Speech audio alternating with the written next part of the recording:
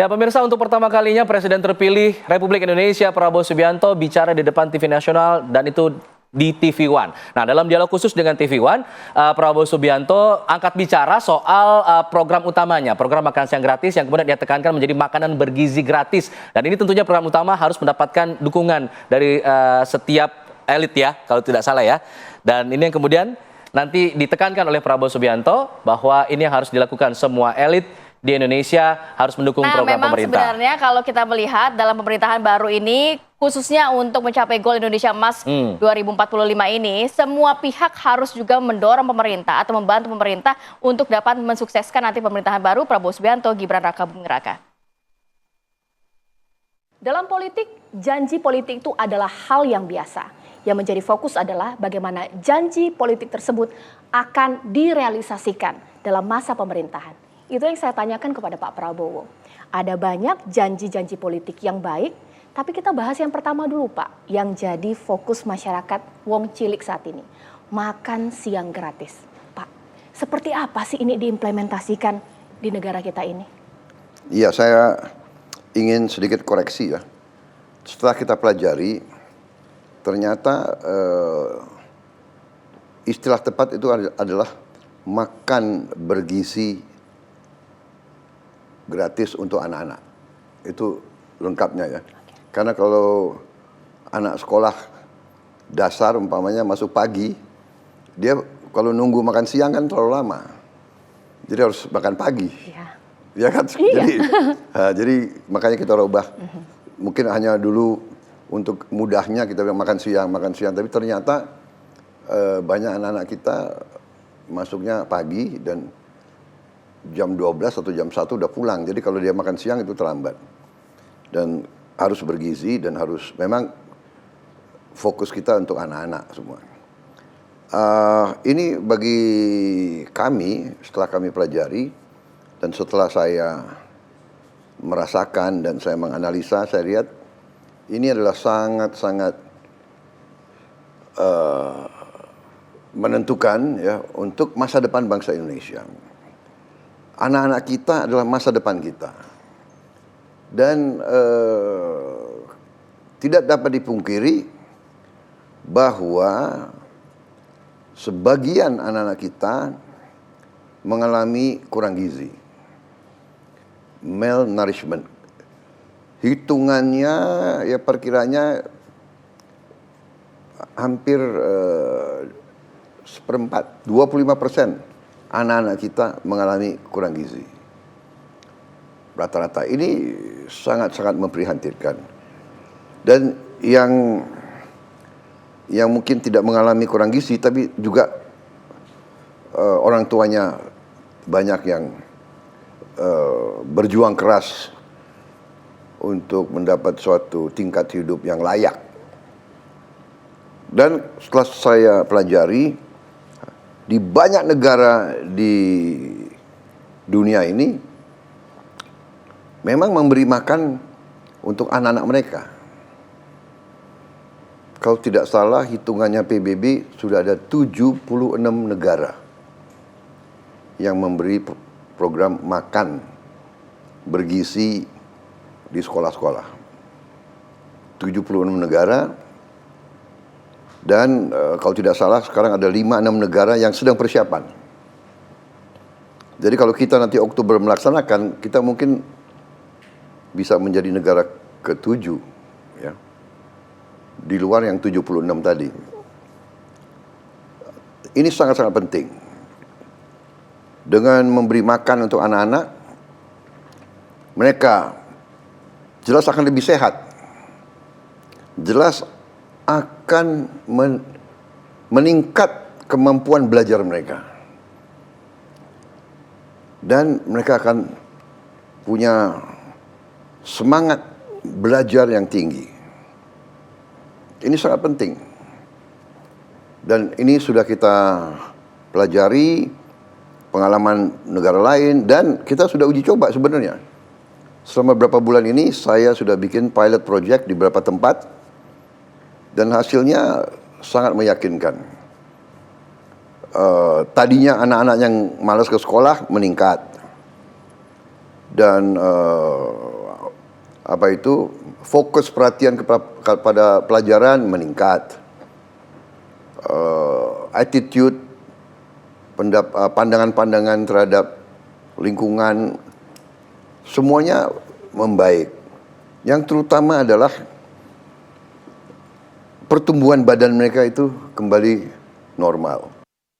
1000 kawan terlalu sedikit, satu musuh terlalu banyak. Itu merupakan filosofi yang dipegang oleh Bapak Prabowo Subianto. Pak, apakah ini juga yang nanti akan membawa Bapak semangat untuk merangkul yang sebelumnya Pak berbeda koalisi dalam pencapresan? Ini seperti apa? Setelah saya pelajari, ternyata apalagi di zaman-zaman sekarang ini, ada suatu fenomena bahwa negara yang berhasil itu adalah negara yang elitnya bisa kerjasama. Negara-negara yang gagal adalah negara yang elitnya itu tidak bisa kerjasama, bahkan baku hantam. Nah, kita lihat, banyak sekarang hari ini banyak sekali negara yang kaya, resources kaya, ribut terus, perang saudara terus. Kita lihat contoh di Democratic Republic Kongo, ya. Kongo. Di Kongo ini negara yang besar, luas wilayahnya, dan sumber alamnya sangat kaya, mineralnya sangat banyak, tapi sangat miskin. Dan kalau tidak salah terdapat 30 atau 40 milisi yang saling berperang. Dan ya elitnya itu saling jegal-menjegal dan sebagainya. Dan banyak pemimpinnya kaya raya, habis itu negaranya tidak diurus. Kemudian kita lihat sekarang umpamanya Sudan. Sudan negara kaya, sekarang sudah lebih dari 1 tahun perang saudara. Kenapa perang saudara? Karena dua pemimpin tidak bisa kerjasama, yaitu panglima tentara dan wakil panglima tentara. Bayangkan 2 jenderal, 1 panglima dan 1 wakilnya perang. Akhirnya negara pecah, perang saudara, jutaan orang jadi pengungsi dan penderitaan rakyat. Malah negara itu punya emas, punya dan sebagainya kekayaan. Tadinya Sudan itu satu negara, pecah utara dan selatan. Sekarang yang selatan mau pecah lagi. Dan kita bisa bicara dari negara ke negara ke negara. Nah, kuncinya itu, kalau pemimpin elitnya ini bisa kerjasama, ya boleh bersaing, boleh berpendapat, tapi di ujungnya harus kolaborasi, harus kerjasama. Ya, dalam kesempatan ini juga Prabowo Subianto menyampaikan bahwa wakilnya Gibran Rakabuming Raka ini sudah memiliki pengalaman menjabat sebagai wali kota Solo dan ini menjadi bekalnya nantinya untuk menjadi wakil presiden. Ya, karena Prabowo menilai jabatan wali kota ini merupakan jabatan yang bersentuhan langsung dengan rakyat. Jadi tahu masalah-masalah esensi yang dirasakan oleh rakyat. Berikut adalah cuplikannya. Beliau oleh takdir ditempatkan di tempat yang sangat terhormat. Beliau masih usia muda. Saya sudah berinteraksi sama beliau.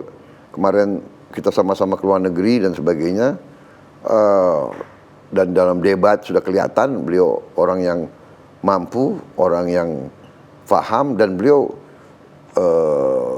wali kota di suatu kota. Dan saya berpendapat ya, sekolah politik, sekolah pemerintahan, sekolah pembangunan ekonomi yang paling baik itu adalah kabupaten wali kota. Habis itu gubernur, habis itu menteri dan sebagainya. Atau tidak usah gubernur, langsung menteri dan tapi yang penting pengalaman berurusan dengan ekonomi sehari-hari. dengan administrasi kota, administrasi rakyat, masalah sampah, masalah perumahan, masalah